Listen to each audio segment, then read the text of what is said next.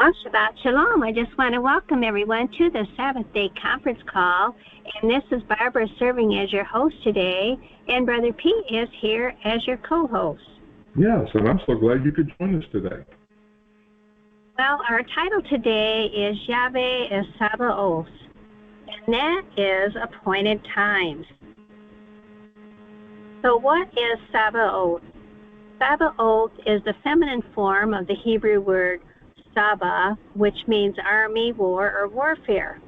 But yet, tsaba is often used in the Hebrew scriptures not to refer to a military army, but a vast array or host of resources available to the infinite Elohim of the universe.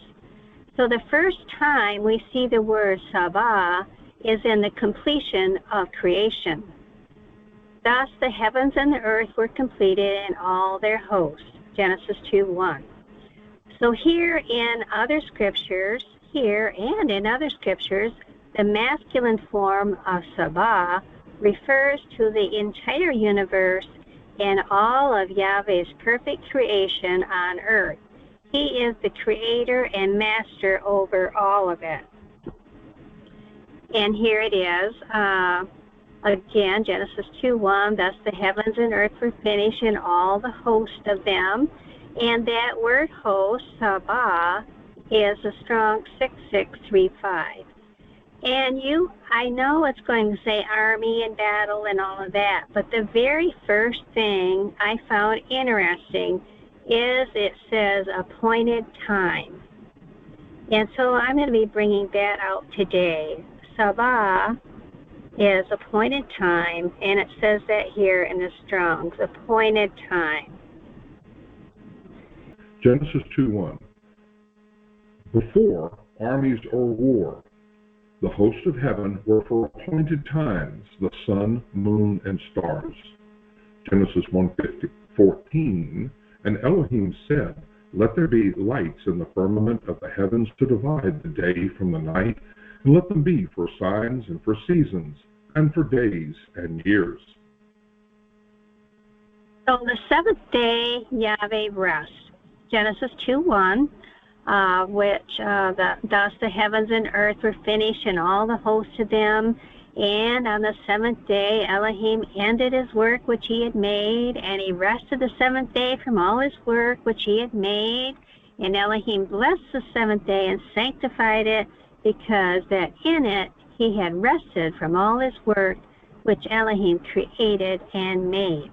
And so, of course, we're going to see again that word for host, Sabah, and it's a strong 6635 for host. And, of course, over here, again, in the lexicon, and all this is from Bible Hub. You can look it up for yourself. Again, Sabah, the very first thing listed, which is interesting to me, is appointed time. And then I know all of the translations are going to say army or host, but the first thing listed here is appointed time. And in Genesis 2:1, they're still, like Brother Pete said, it was before there was any war or armies. It was Sabah, appointed time.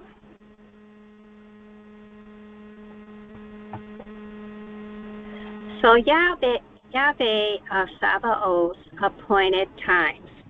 And the name YHVH Sabaoth is used 235 times in the Bible. And in Jeremiah 8:8, how can you say we are wise and the law of Yahweh is with us? Look, the false pen of the scribe certainly works falsehood. And so we have Yahweh was changed to the Lord, and Sabaoth was changed to host by our translators. When the Hebrew Bible was first translated into Greek in the 3rd century BC, a translation known as the Septuagint, translators used the Greek word kurios, meaning Lord, as a stand-in for Yahweh. This practice was carried over into Latin translations like the Vulgate and eventually shaped the English Bibles like Wycliffe, Tyndale, and the King James Version. Sabaoth was changed to host. Translators changed Sabaoth to host to clarify the meaning for English readers.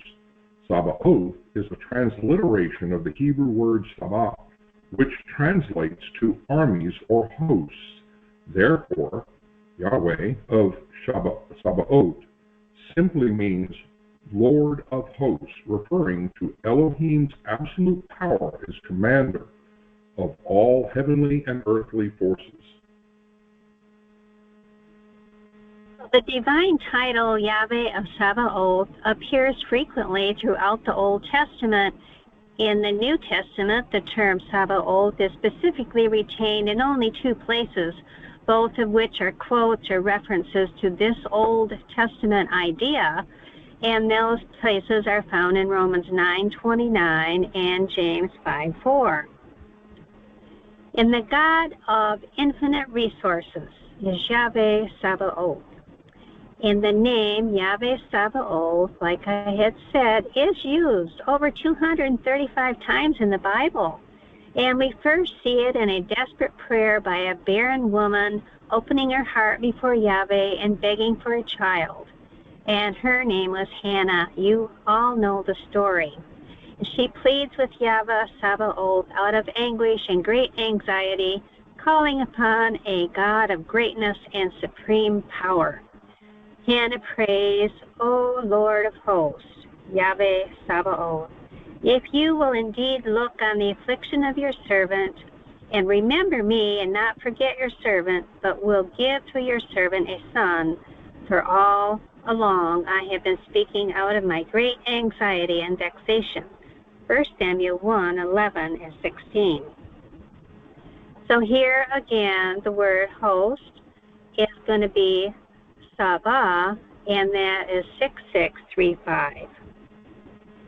And the phrase Yahweh of Sabaoth, Lord of hosts, is used 18 times in Zechariah 8, and so that's why Zechariah 8 is known as the Yahweh of Sabaoth chapter. Zechariah 8:1-3. And again, the Devar of Yahweh of Sabaoth, that is the Lord of hosts, came to me, saying, Thus saith Yahweh of Sabaoth, that is the Lord of hosts, I was jealous for Zion, greatly jealous, with great jealousy, and I was jealous for her with great fury. Thus saith Yahweh, I am returned unto Zion, and will dwell in the midst of Jerusalem, and Jerusalem shall be called a city of truth, and the mountain of Yahweh of Sabaoth, the holy mountain. So again, everywhere where it said Yahweh of Sabaoth or Lord of hosts, it was used Sabah, which is strong 6635, and that stands for appointed time. Here it is again, appointed time. So Yahweh is Moedim. Appointed time is Strong's 4150, Moed, meaning appointed time, appointed feast. And here it is, 4150, Moed, and it is underlined here in yellow, appointed time, and it's an appointment, and the appointed time, place of solemn assembly. Well, we know Psalms 104:19 talks about the appointed times. He appointed the moon for seasons. The sun knows it's going down. Thank you, Brother Pete.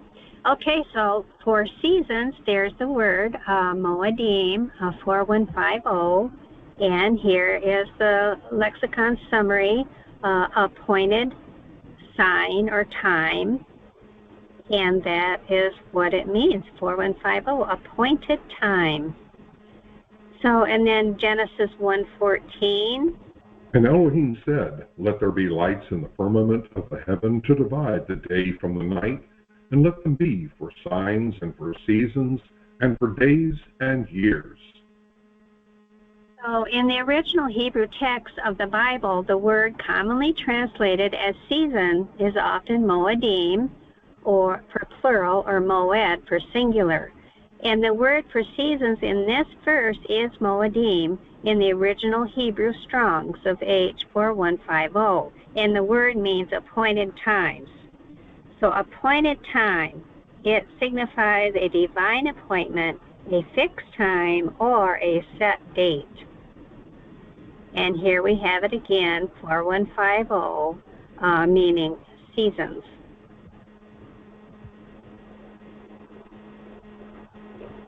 The appointed times of Yahweh, Leviticus 23, 1 through 44. The Sabbath day, verses 1 through 3. Other appointed times would be Pesach or Passover, and the Chag, or let's say unleavened bread, of first fruits, of Pentecost, of trumpets, atonement, and tabernacles. Psalms 80:19 says, "Restore us, O Yah, Elohim of Sabaoths. Let your face shine that we may be saved." And then also, when you read the book of Acts, that's the commission for us, Acts 3:19-21. Repent, therefore, and turn back, that your sins may be blotted out, that the times of refreshing may come, until the time of restoring all the things about which Yahweh spoke by the mouth of his holy prophets long ago. So Yahweh of Sabaoth and of his appointed times, and his appointed times are being restored. His Sabbaths, his feast days, that's why we're here today. He is restoring all of his times, and we are seeking his face.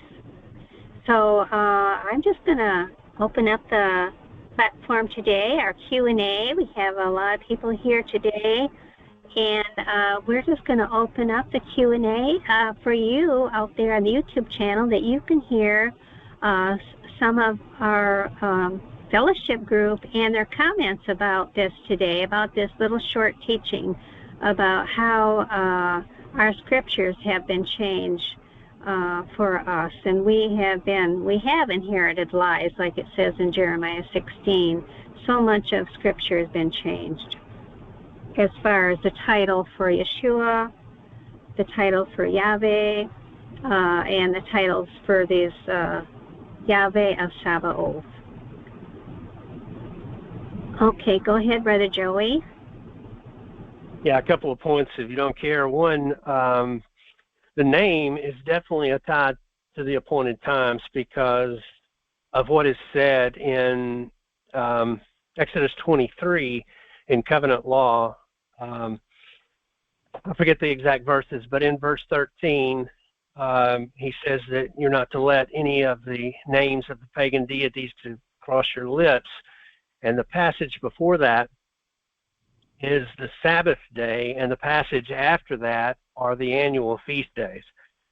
So I've made the case for a long time, and I think a lot of people would agree with that, that the name itself is tied to the keeping of the feast. And also remember, it was the speaking of the name and the appointed times that the Almighty removed from the house of Israel during Jeremiah's day and gave it to the people of the Rechabites, who are, by my studies, the North American Indians. Okay, thank you, Brother Joey. I'd like that you said that, we're not to hit, the Lord, they put the Lord everywhere, and it is a name for Baal, and I'm trying not to get too much in the name discussion, but I'd like that you brought out that the Sabbath was before that verse of saying not to say the pagan names, and then the feast day was right after that verse there in Exodus 23. So I really appreciate that. And, they've taken our times away from us. Everything a lot about the calendar has been erased from scriptures, or misleading us. And the word month or moon was changed to month all the way through Bible. So we've had a lot of things try to veer us away from appointed times or from calendar and Sabbath. And Christina, go ahead. Hi, Barbara. Is it okay if I mention something about the moon cycles and Sabbath? Yes, go ahead. Oh, good. Thank you. I want to make sure I'm going to stay on topic here.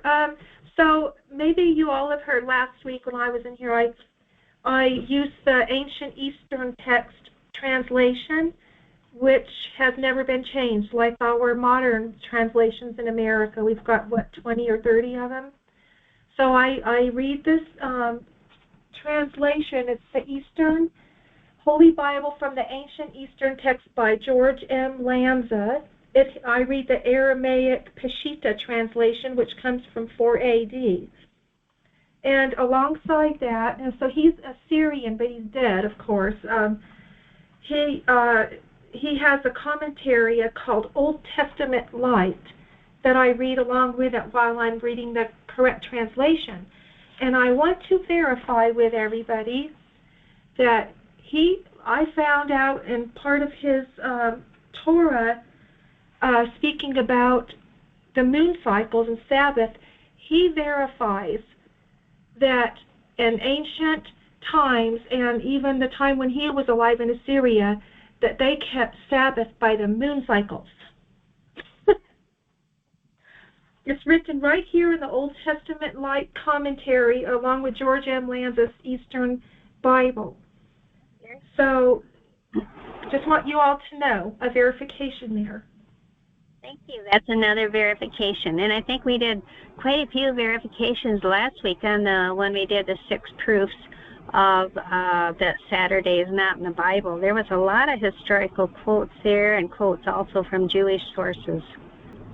I welcome you to go to our website, LunarSabbathDay.com, for more information about the Sabbaths, about the appointed times, about our scriptures and the calendar that Christina was speaking of. That calendar is in the heavens.